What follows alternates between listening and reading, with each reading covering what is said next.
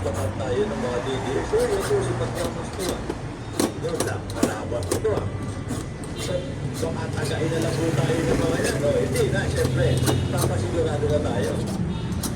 Malinamlam kasi talaga yung mga kilak yan. Diba? Sabi ni Hina, wala Sir Mark, nakatutog na natin ang bututog na doon kaya mo na.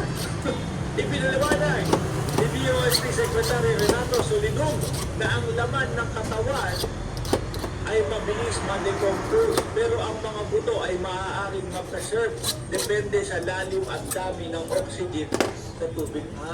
Yun pala no? So ang iniisip na lang natin, posible na makapagpawala ng buto o tumunaw sa buto yung mga laban na umaagos ko galing sa lugar. No? Una na rin sinabi ng mga otoridad ang kahilingan sa Japan para